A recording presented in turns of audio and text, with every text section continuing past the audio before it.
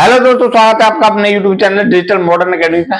दोस्तों आज हमारे हिंदी में संविधान की क्लास चल रही है, जिसमें हमने दो क्लास कंप्लीट कर ली है, जिसमें हमने अव्ययभाव समास और तत्पुरुष समास आराम से कंप्लीट किए। अगर किसी बच्चे नहीं देखे इससे पहले वीडियो तो जाके देखें, ठीक है। इसकी पूरी प्लेलिस्ट हमारी बनी हुई है, ठीक है। तो हम बात करेंगे आज द्विगु समास की और कर्मधारय की, फिर उसके बाद द्वंद्व, फिर बहुब्रीहि, ठीक है। तो द्विगु समास क्या होता है, ठीक है। इसमें प्रथम पद संख्यावाची होगा तथा अंतिम पद की क्या होगी, प्रधानता होगी, ठीक है। बस इतना नोट करो।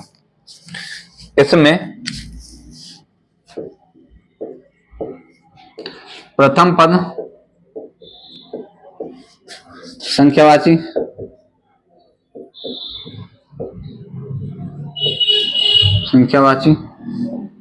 तथा अंतिम पद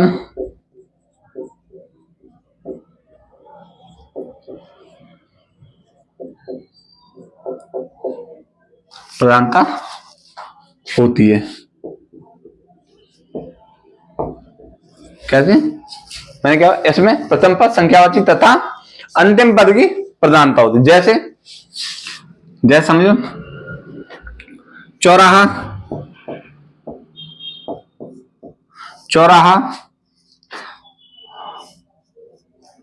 दोराहा, ठीक है। चतुर्भुज, ठीक है। चतुर्भुज, साथ ही साथ हमारा तिराहा, त्रिकोण, त्रिभुज, तिराहा, त्रिकोण,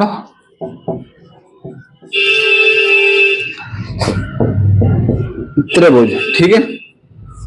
तो मैंने क्या बताया, इसका प्रथम पद क्या होता है, संख्यावाची। आपने देखो सब में संख्या है, ठीक है। और अंतिम पद की क्या होती है, प्रधानता। जैसे चार राहों का समूह, ठीक है। दो राहों का समूह, चतुर्भुज, चार भुजा वाला है, यानी कि तिराहा, तीन राहों वाला, त्रिकोण, तीन कोणों वाला, त्रिभुज, तीन भुजा वाला।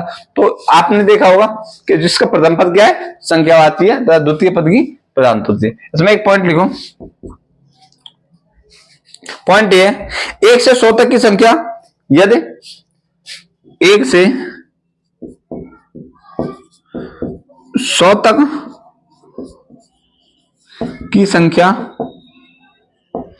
100 तक की संख्या यदि सामासिक शब्द या पद के साथ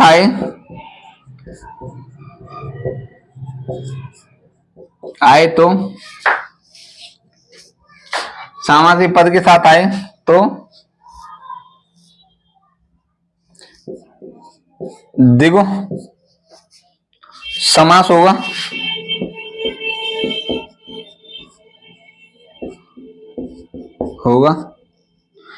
तथा होगा। और यदि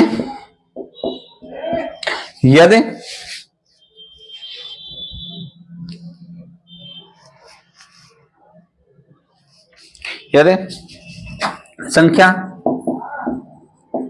किसी व्यक्ति,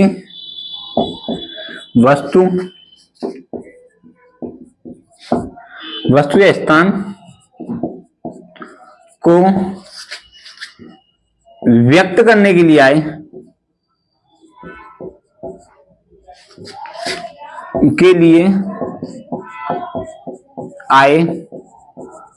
तो कौन सा समास होगा, तो बहुब्रीहि समास होगा। जैसे दशानन हो गया, ठीक है। दशानन हो गया। जैसे आप समझ लो चतुर्भुज, ठीक है। चतुर्भुज किसे बोलते हैं, भगवान विष्णु को, ठीक है। साथ ही साथ चतुर्मुख,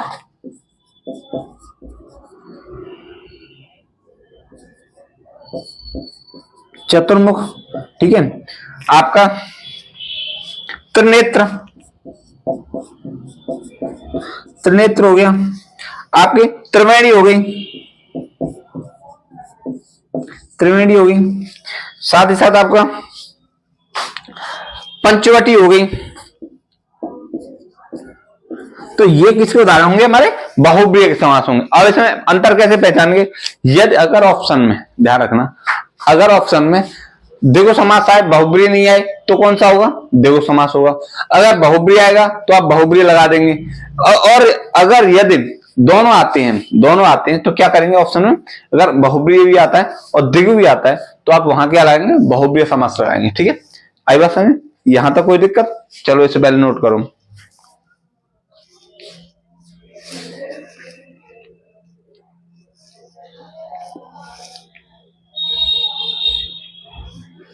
करो नोट। आप लोगों ने संधि की प्रैक्टिस की है या नहीं की? पहले तो ये बताओ यार। अगर नहीं की है तो मुझे बताओ, फिर मैं आपको इसका भी सोल्यूशन बताऊंगा। कहीं ना कहीं से जुगाड़ करूंगा, टैब वगैरह से आपको प्रैक्टिस से क्लास देना चाहता हूं मैं, कि आपकी संधि प्रैक्टिस की क्लास हो जाए, तो उसके हम समास की प्रैक्टिस करा देंगे। अगर आप चाहो तो हमें कमेंट में जरूर बताया करो भाई, हमें इस चीज की प्रैक्टिस चाहिए, तो मैं उस चीज की क्लास बना के आपके लिए डाल दिया करूंगा, जिससे कि आपको प्रॉब्लम ना हो। ठीक है, तो नोट किया आपने? अगर किसी बच्चे नोट नहीं किया तो बता देना, बता दिया करो।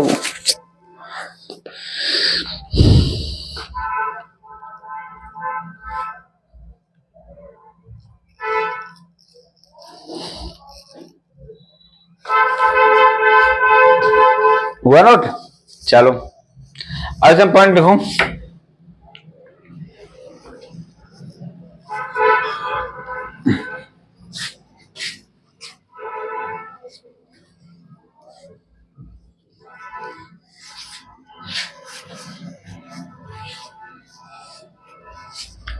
अच्छा, समूहवाची शब्द द्विगु समास के उदाहरण होते हैं।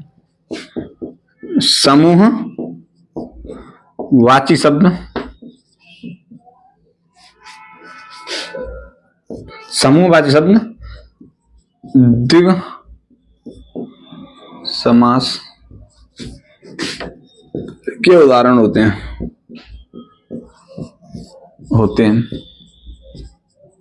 जैसे पंजाब, जैसे सप्ताह, जैसे शताब्दी। क्या मैंने क्या? पंजाब, सप्ताह, शताब्दी। वैसे ही शतक, चवन्नी, शतक, चवन्नी। तो ये कौन सी होंगे? हमारे समूहवाची शब्द। तो ये किसके उदाहरण होंगे? द्विगु समास के उदाहरण होंगे। ठीक है, करो नोट। और इसके बाद पढ़ेंगे हम कौन सा? कर्मधारय समास। कौन सा? कर्मधारय समास।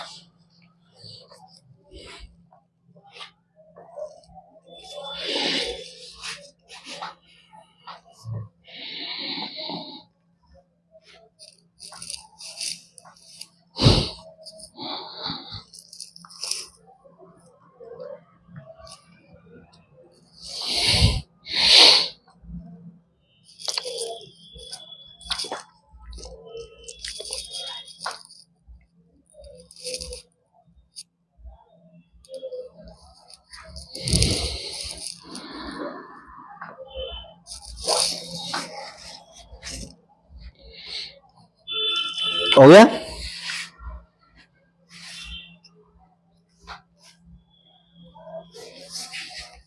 चलो हेडिंग डालो। कौन सी? कर्मधारय समास। कौन सा समास? कर्मधारय समास।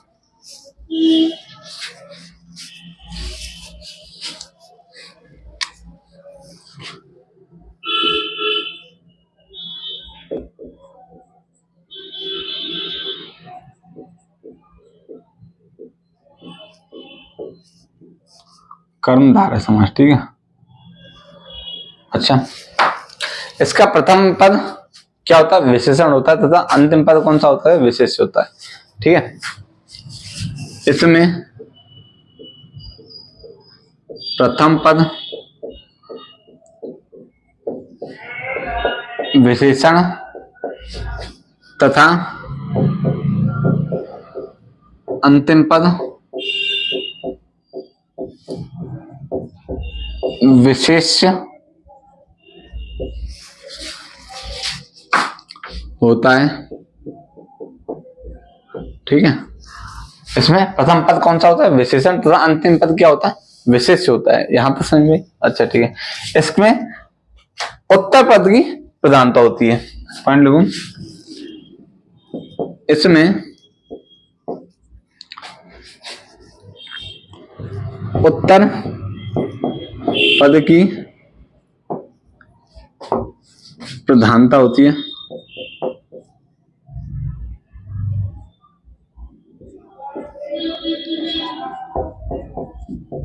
कैसे? उत्तर पद की क्या होती है?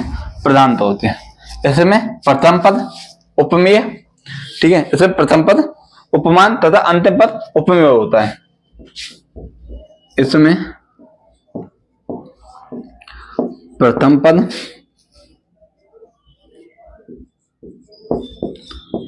उपमान तथा अंतिम पद उपमेय होता है।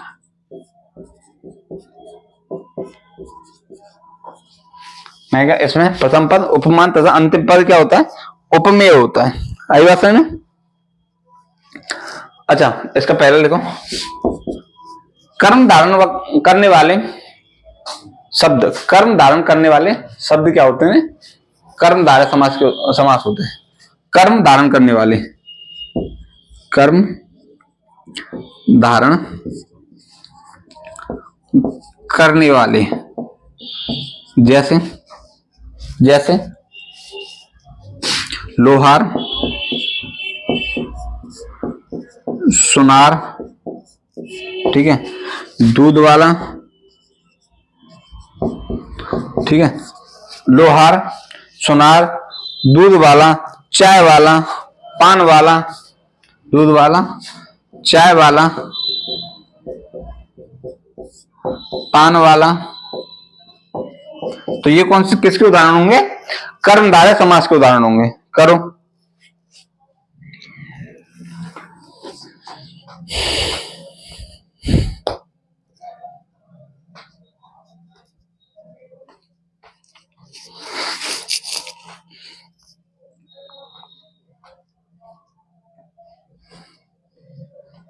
नोट करो।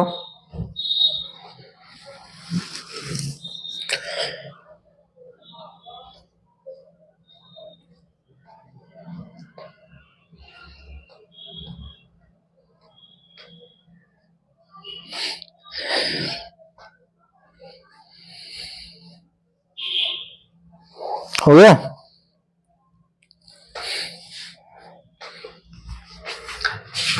अब विशेषण विशेष शब्द, विशेषण विशेष शब्द,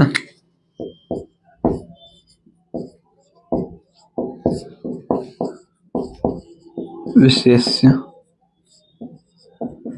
शब्द, विशेषण विशेष शब्द, जैसे काला सर्प,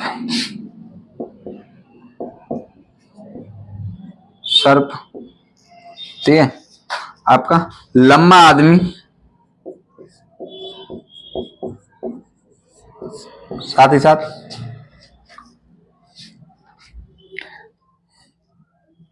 काला सर्प, लंबा आदमी, और जैसे महात्मा, सुंदर स्त्री, महात्मा, सुंदर स्त्री, सुंदर स्त्री,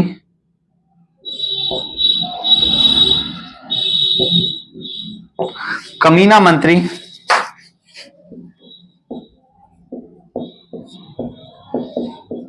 ठीक है। तो ये उदाहरण किसके होंगे? कर्मधारय समास के उदाहरण होंगे। ठीक है, करो नोट।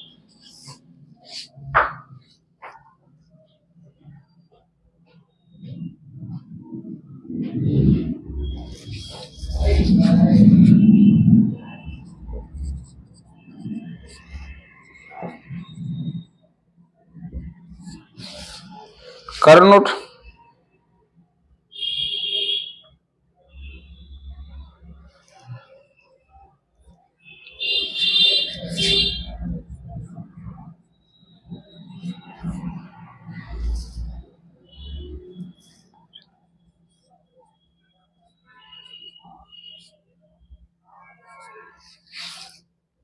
हुआ नोट।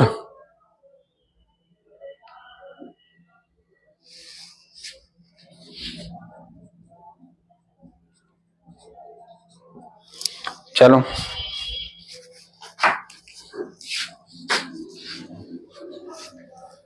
इसमें उपमान उपमेय वाले शब्द, उपमान उपमेय वाले शब्द जैसे मृगनयनी, मृगनयनी, देहलता, चंद्रमुख, चंद्रमुख हो गया आपका, गजगामिनी,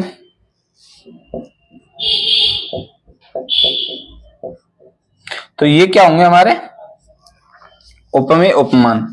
उपमान क्या होता है, उपमेय क्या होता है? उपमेय वो शब्द होता है जिसकी तुलना की जाती है, ठीक है, जिसकी तुलना की जाए वो होता है उपमेय, और जिससे तुलना की जाए उसे कहते हैं उपमान, ठीक है, यहां तक समझ में आया, ध्यान रखना। उपमेय किसे बोलते हैं? जिसकी तुलना की जाए, और उपमान किसे बोलते हैं? जिससे तुलना की जाए उसे बोलते हैं उपमान। यहां तक समझ में बात आई? चलो नोट करो।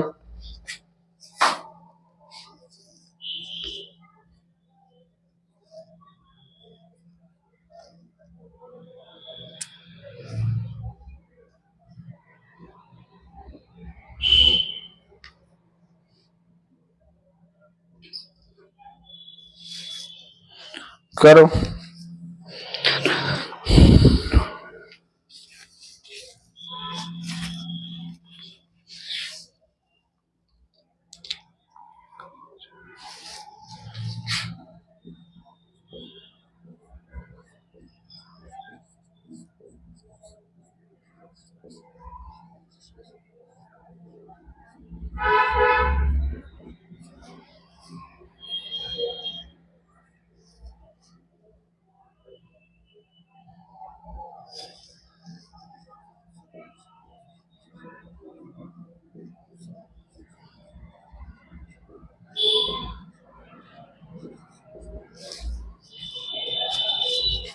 हो गया। गुण गुड़ी वाले शब्द किसके उदाहरण होंगे? कर्मधारय समास के, ठीक है। गुण गुणी वाले शब्द, गुण गुणी वाले शब्द, गुण गुणी वाले शब्द क्या होंगे? किसके उदाहरण होंगे? कर्मधारय समास के उदाहरण होंगे। जैसे ईमानदार शिक्षक,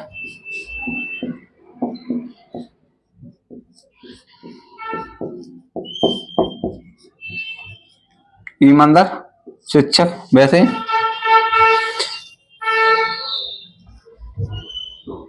वीर पुरुष, वीर पुरुष, साहसी स्त्री, साहसी स्त्री, वैसे कर्मठ नेता, कर्मठ नेता। तो ये किसके उदाहरण होंगे? आपके कर्मधारय समास के उदाहरण होंगे। करो नोट।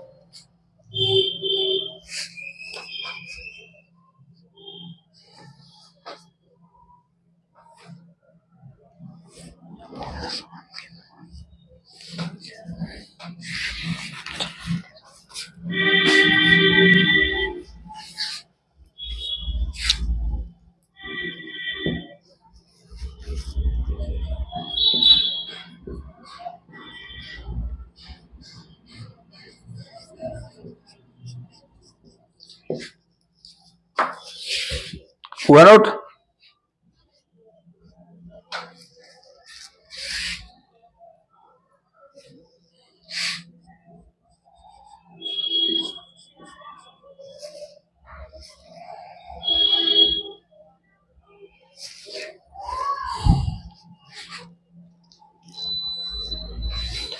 ठीक है।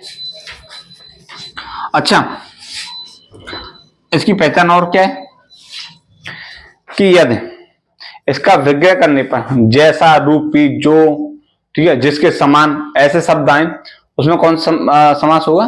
कर्मधारय समास होगा। ठीक है। समास विग्रह करते समय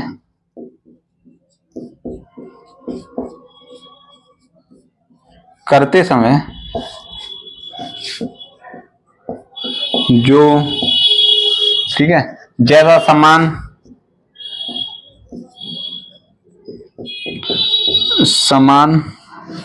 ठीक है, के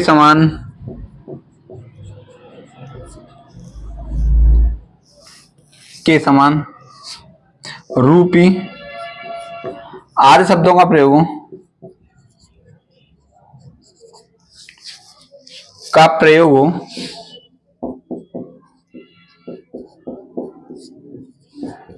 वहां कौन सा समास होगा? हो कर्मधारय समास होगा। कौन सा समास? कर्मधारय समास होगा। जैसे वचनामृत, मतलब वचन रूपी अमृत, सॉरी, अमृत रूपी वचन, अमृत रूपी वचन। ठीक है। इस तरह के जो शब्द होंगे वो कौन से, किसके उदाहरण होंगे? कर्मधारय समास के उदाहरण होंगे। तो इसे नोट करो, देखते हैं आगे।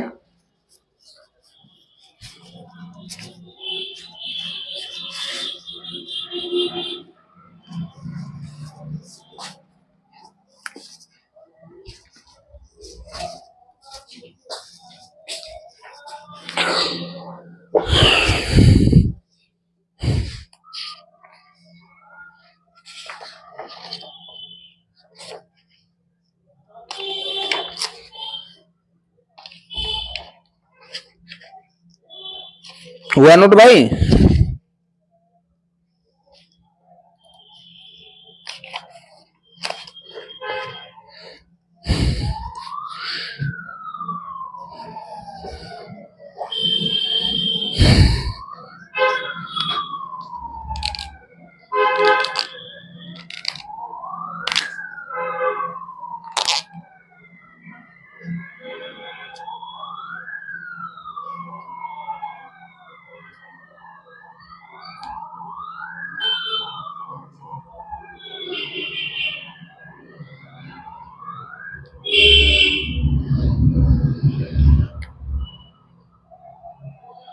अब पढ़ेंगे द्वंद्व समास। कौन सा?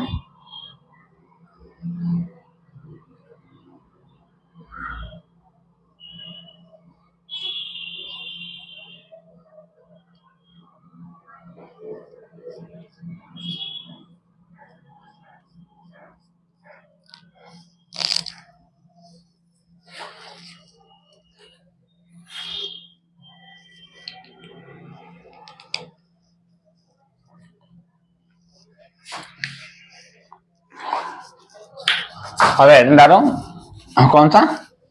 द्वंद्व समास।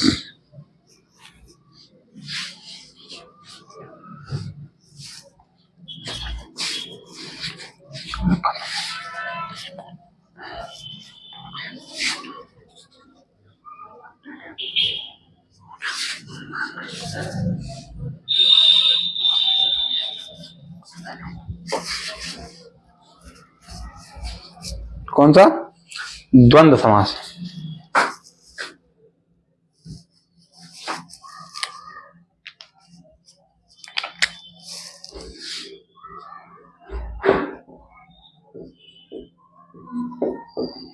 या दोनों पद प्रधान समास, दोनों पद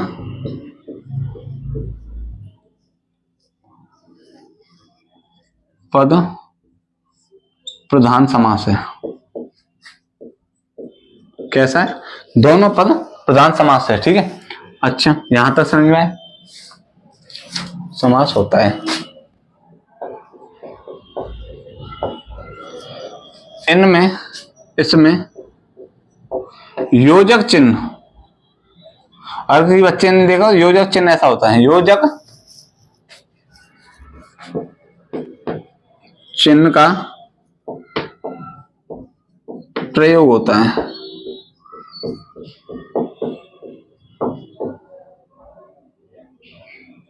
इसमें योजक चिन्ह का क्या होता है, प्रयोग होता है। आई बात समझ में। और विग्रह करने पर, और विग्रह करने पर,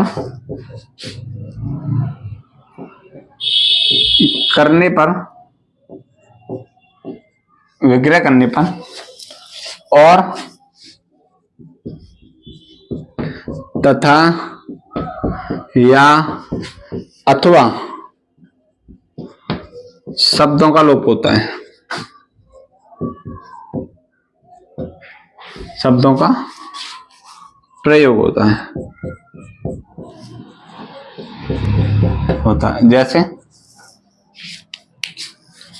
जैसे माँ बाप, ठीक है, माँ बाप, पुरुष स्त्री,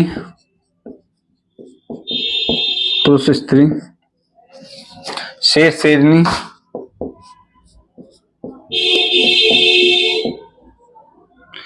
दुख सुख,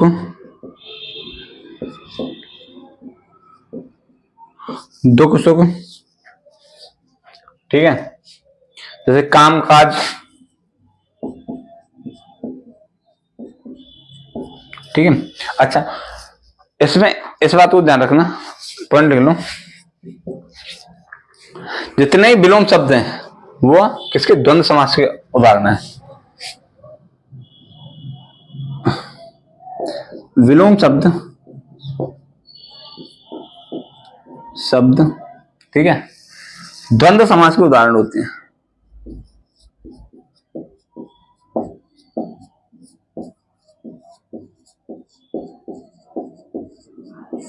उदाहरण होते हैं, ठीक है। कौन से विलोम शब्द किसके उदाहरण होते हैं, द्वंद्व समास के उदाहरण। नोट करो पहले से।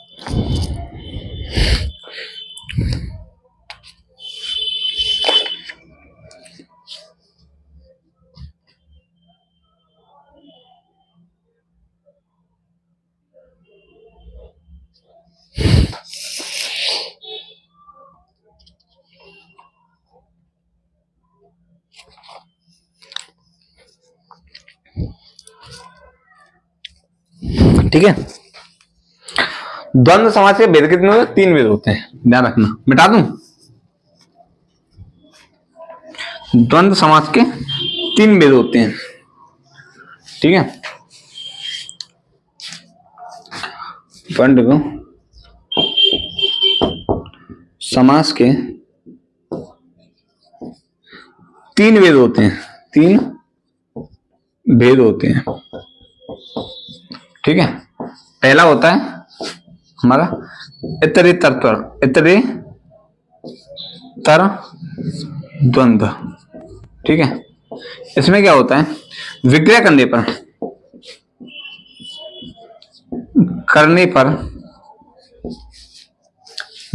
पर और शब्द का प्रयोग होता है,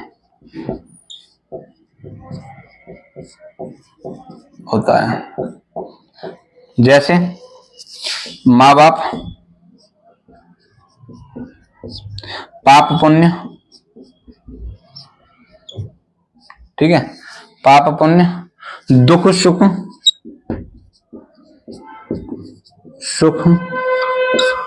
सुख, और आपके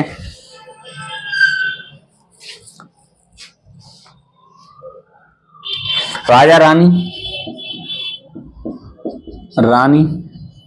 वैसे ही आपका रायरानी होगा,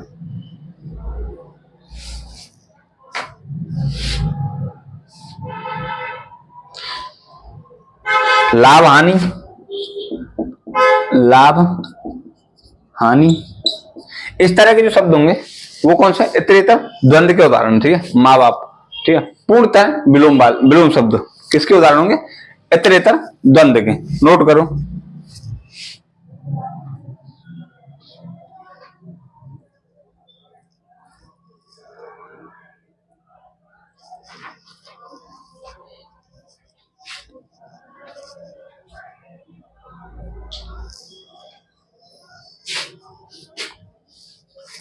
हुआ नोट, चलो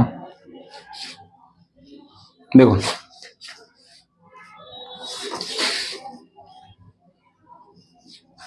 अच्छा दूसरा है इसका भेद समाहार द्वंद्व।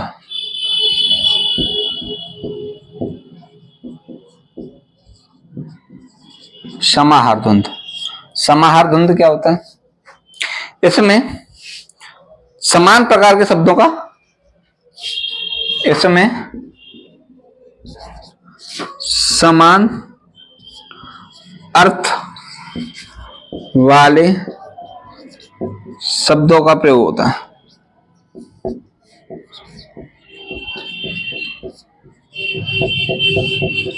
है जैसे जैसे दाल भात, दाल भात, ठीक है। ऐसे हाथ पांव, पांव, गंगा यमुना, ठीक है, गंगा यमुना। वैसे काम काज, काम काज, काम काज, कुर्ता टोपी,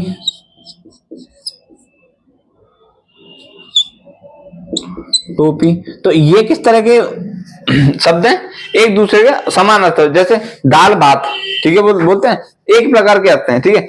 हाथ पांव, ठीक है, जैसे गंगा यमुना यानी कि नदियों की बात हो रही है। काम काज, ठीक है, बात तो एक ही है। कुर्ता टोपी, तो इस तरह के जो शब्द होंगे वो क्या किसके उदाहरण होंगे, समाहार द्वंद्व के उदाहरण होंगे। करो नोट।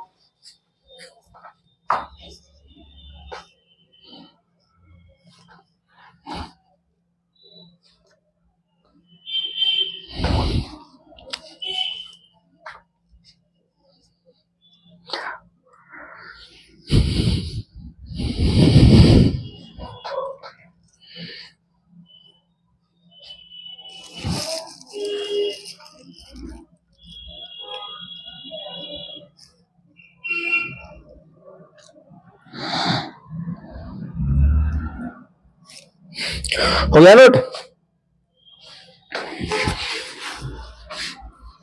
ठीक है। तीसरा है हमारा वैकल्पिक द्वंद्व। इसका उदाहरण तीसरा कौन सा है, वैकल्पिक द्वंद्व। लिखो, तीसरा भेद इसका क्या है, वैकल्पिक द्वंद्व।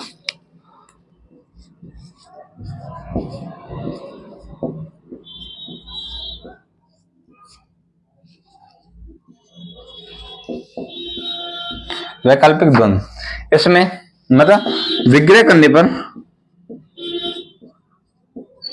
पर या अथवा का प्रयोग होता है, या अथवा का प्रयोग होता है। जैसे जैसे थोड़ा बहुत, थोड़ा बहुत, ठीक है, जैसे थोड़ा बहुत। यश अपयश, यश अपयश, ठीक है, यश अपयश। वैसे ही क्या, उल्टा सीधा,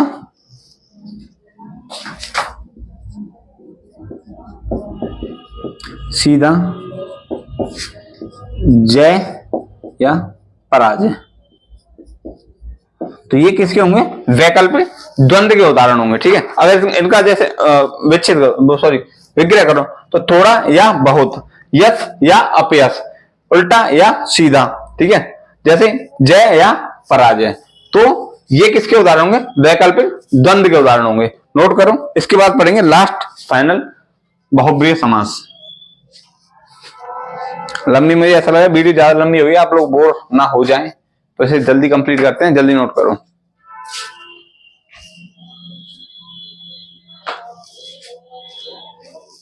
लमसम 35-36 मिनट आपकी क्लास चल चुकी है। ठीक है, मैं सोच रहा हूँ 5-7 मिनट में आपका बहुब्रीहि समास हो जाएगा, तो आपके समास जो टॉपिक है आपका प्रॉपर्ली खत्म हो जाएगा। मुझे पता है आप लोगों को अच्छी तरह से पढ़ा होगा, आपको अच्छा भी लगा होगा। फिर क्या लेगा, हम शब्द विचार से शुरू करेंगे, जिसमें तत्सम तद्भव होंगे आपके, देशज विदेशज, फिर उसके बाद संज्ञा सर्वनाम विशेषण, इस तरह से सीधे सीधे अपना आगे बढ़ते रहेंगे। ठीक है, करो नोट पहले से।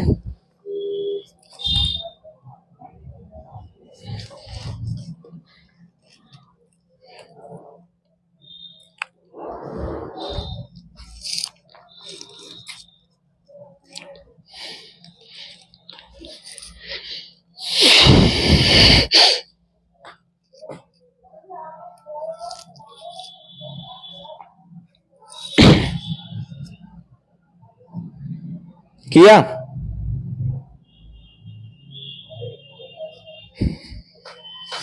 ठीक है,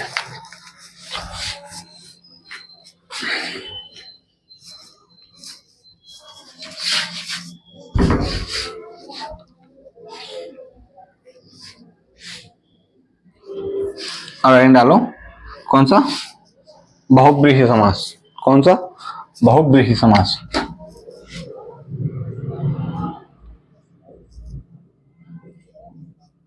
बहुब्रीहि समास। देखो कौन सा?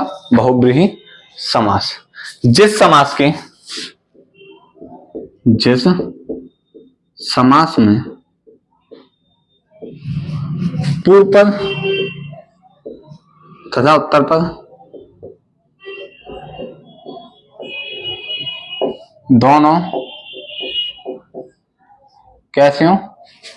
दोनों गौण हो,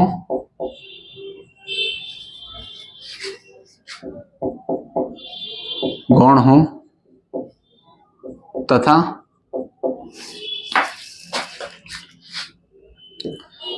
तीसरे पद की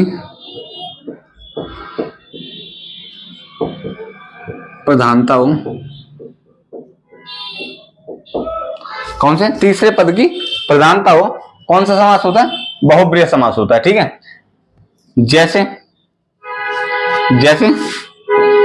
दशानन, तो यानी कि 10 सर वाला, तो क्या हो जाएगा? कौन हुआ 10 सर वाला? कौन था? रावण। तो किसकी प्रधानता हो रही है? दशानन, ना तो 10 ना सर की बात हो रही है, बात किसकी हो रही है? रावण की बात हो रही है। जैसे ऐसे में क्या होता है? चतुर्भुज, सॉरी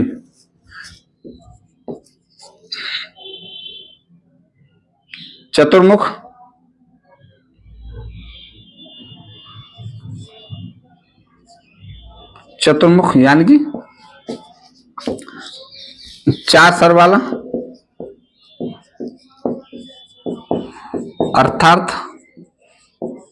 अर्थात कौन? ब्रह्मा की बात हो रही है। कौन? अर्थात ब्रह्मा। 4 सर वाला कौन सा? ब्रह्मा। ऐसे ही नीलकंठ, ठीक है, जैसे नीलकंठ, ठीक है, यानी नीलकंठ कौन? जिसका कंठ नीला है, अर्थात कौन? भगवान शिव। जिसका कंठ नीला हो, अर्थात शिव, अर्थात शिव। ऐसे लंबोदर, जिसका उदर यानी कि सर लंबा हो, सॉरी गर्दन लंबी हो, उसे क्या बोलते हैं? लंबोदर। यानी कि किसको बोला जाता है लंबोदर? आपके गणेश को, अर्थात गणेश। ठीक है, वैसे ही और उदाहरण देख लो, वीणा पाणी। वीणा पाणी यानी कि वीणा को धारण करने वाली कौन थी? कौन थी? सरस्वती। आई बात समझ में? बहुब्रीहि समास का समझ में आया कि जिस समास में पूर्व पद तथा उत्तर पद दोनों गौण हो तथा तृतीय तीसरे पद की प्रधानता हो। तो दोनों गौण है, बात दशानन की बात हो रही है, तो बात किसकी हो रही है? रावण की हो रही है। इंडिकेट किसे कर रहा है? रावण को। चतुर्भुज किसे बोला जाता है? ब्रह्मा को बोला जाता है, सॉरी चतुर्मुख। नीलकंठ किसे बोला जाता है? शिव को बोला जाता है। लंबोदर किसे बोला जाता है? गणेश को बोला जाता है। वीणा पाणी किसे बोला जाता है? सरस्वती को। तो आप यहाँ पे आपने देखा बहुब्रीहि समास भी इतना ही है, इससे ज्यादा कुछ नहीं। तो इसको यहाँ पे आज हम समाप्त करेंगे क्लास को। ठीक है, फिर कल एक नई क्लास के साथ जिसमें हम शब्द विचार, नया टॉपिक, बिल्कुल प्रॉपर नया, ठीक है, टॉपिक शुरू करेंगे। तो कल वहां से शुरू करते हैं। ठीक है,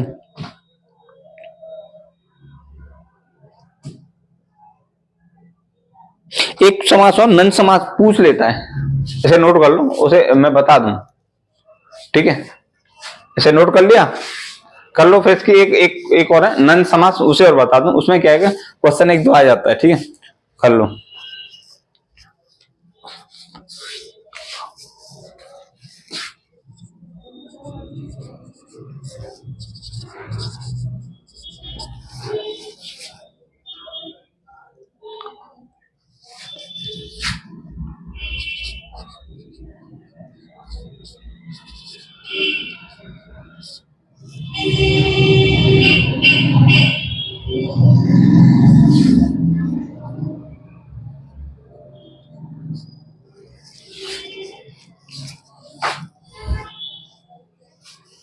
ठीक है, एक लिख लो नन समास, ये बहुत पूछा जाता है।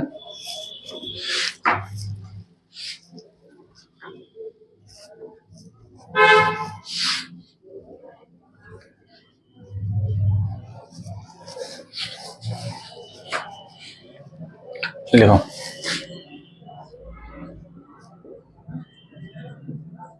क्या होता है देखो, जिस समास में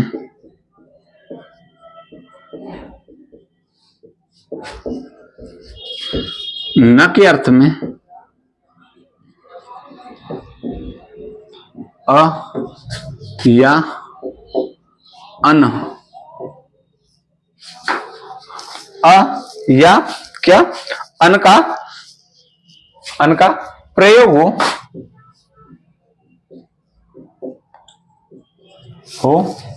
ठीक है, वहां कौन समास होगा?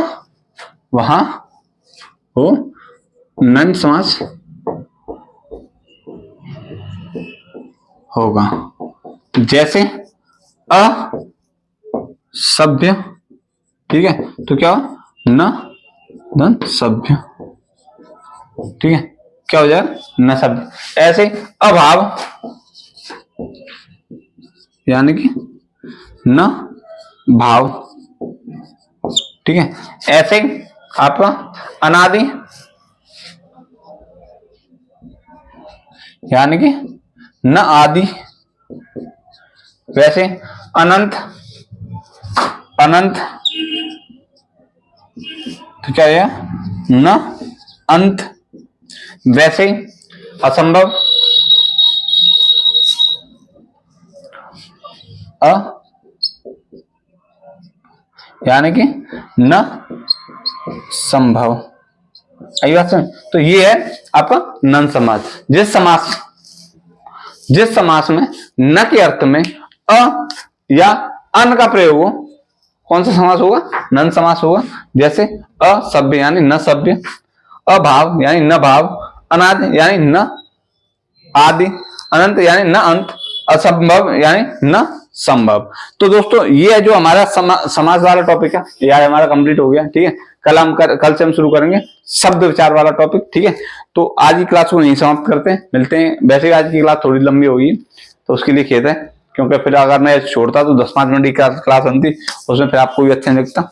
तो इस क्लास को यहीं समाप्त करते हैं, मिलते हैं कल एक नई क्लास के साथ। तब तक के लिए आप अपना ख्याल रखें, तब तक के लिए नमस्कार, ठीक है।